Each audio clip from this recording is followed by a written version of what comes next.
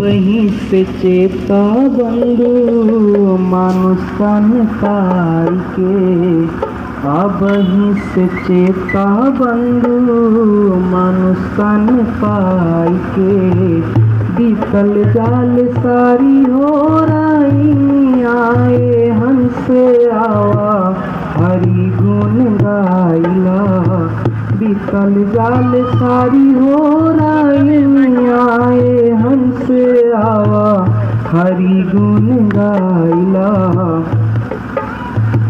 बड़े भाग पवले हवा मनई के तनावा, इहो तन नाही जइहे तोहरे गोहनावा।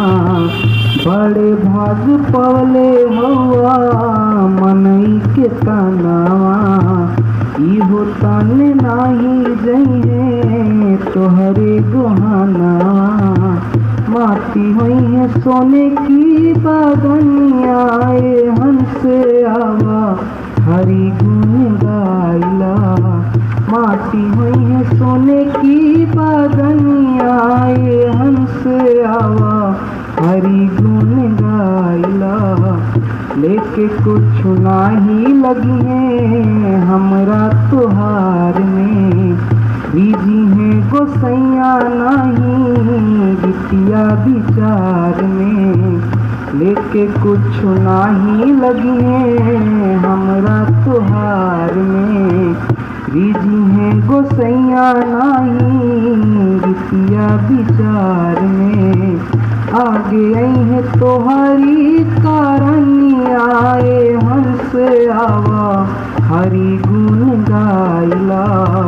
आगे आई है तोहरी कारनिया हंस आवा हरि गुण गाइला।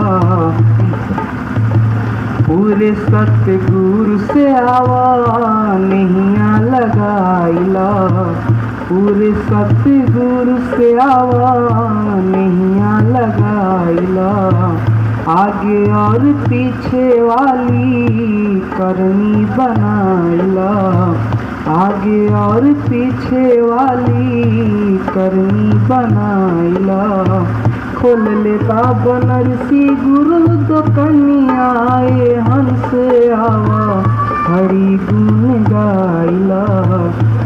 वहीं से चेता बंधु मानुष तन पाई के, वहीं से चेता बंधु मानुष तन पाई के।